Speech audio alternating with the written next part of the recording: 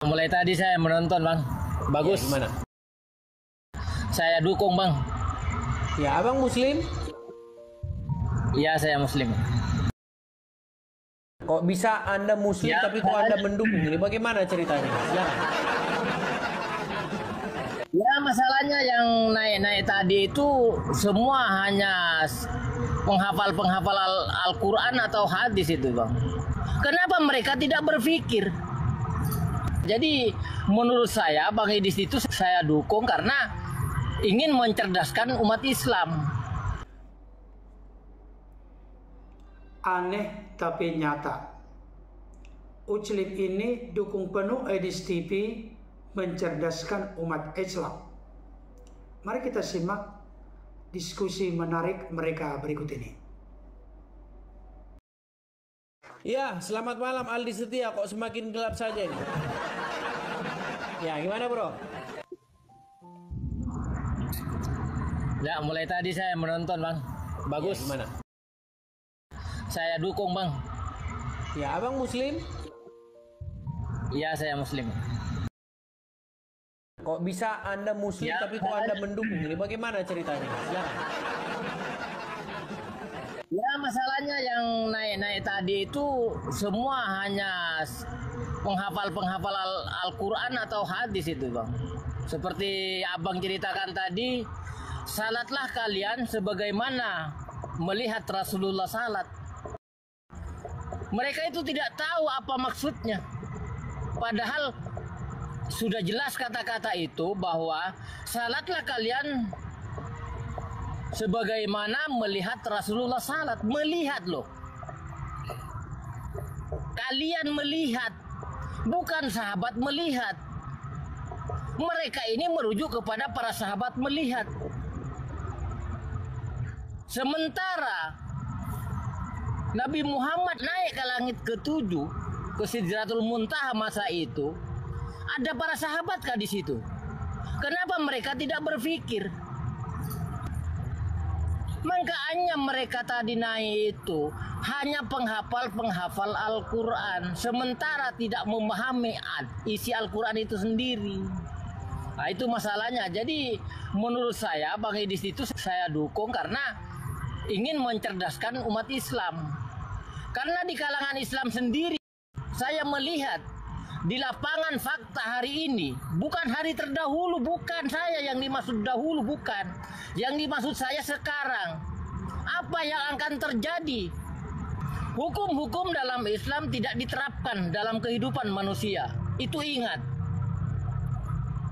Di sana sini semua menjadi manusia-manusia pembunuhan. Tapi katanya Islam itu damai.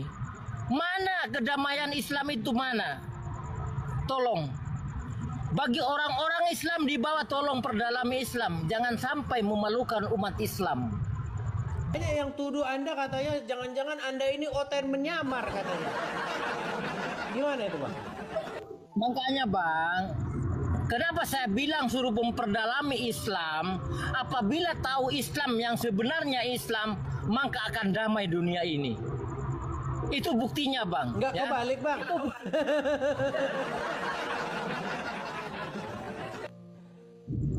Tetapi kalau masih Islam KTP, dia tidak lain tujuannya untuk mempertikaikan orang lain, memfitnah orang lain, karena yang dianut itu hanyalah cerita-cerita bohong. Bahasa-bahasa perumpamaan itu dikira betulan, dikira beneran. Maka disitulah perlunya dihafal. Tapi apa yang terjadi kepada mereka?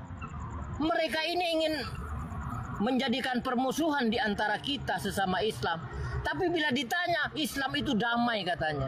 Damai apanya, sampai di mana ada kedamaian Islam itu? Coba saya lihat di lapangan. Barusan Egy Sujana marahin orang Islam, moderatornya Islam lagi dimarahin. Ini kan Egy Sujana kan kemarin debat. Moderatornya itu Islam, dimarah-marahin sama dia. Kamu keluar aja. Aduh, berat inilah kelakuan.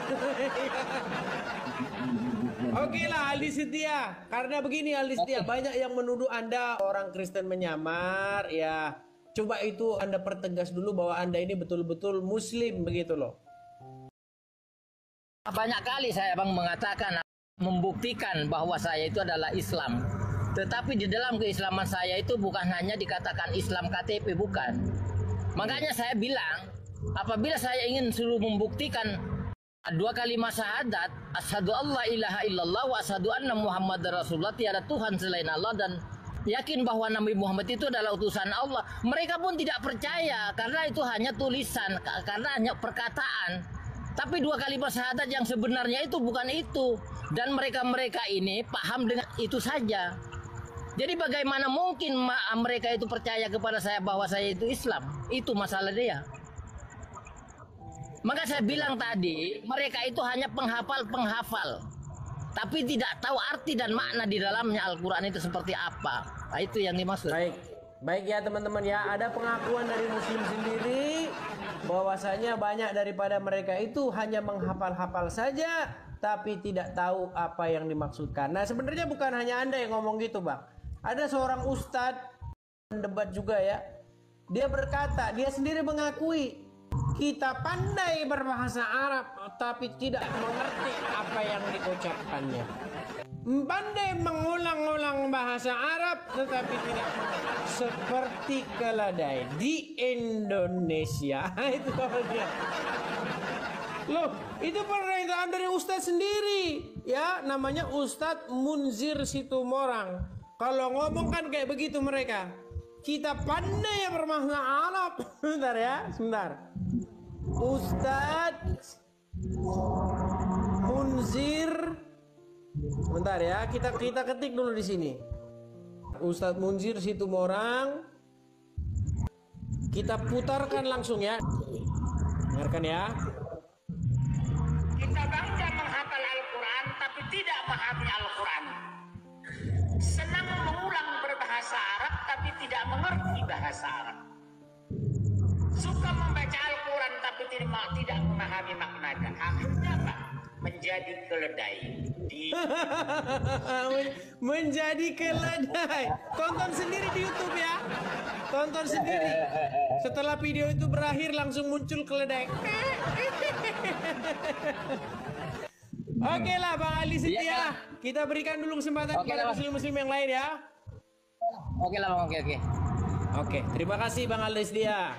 Ya, dia ini muslim tapi sering mengkritik umat muslim itu sendiri.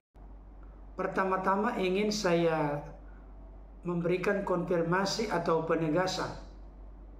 Tidak akan mengintervensi, mengurusi atau mencampuri iman, doktrin, ajaran, kitab suci orang lain. Saya hanya melihat dari sudut pandang kekristenan terkait dengan beriman dan berpikir. Ada pemahaman yang berkembang di dunia apologet yang terlihat di media sosial saat ini. Yang pertama-tama itu adalah berpikir dulu, baru kemudian beriman. Dalam perspektif keimanan Kristen, dalam doktrin ajaran Kristen, ada banyak hal di dunia ini yang tidak bisa kita mengerti dan pahami lewat pikiran kita yang terbatas. Dalam hal ini, saya tidak ingin mengatakan jangan pakai pikiran, akal, rasiomu. Yang penting iman.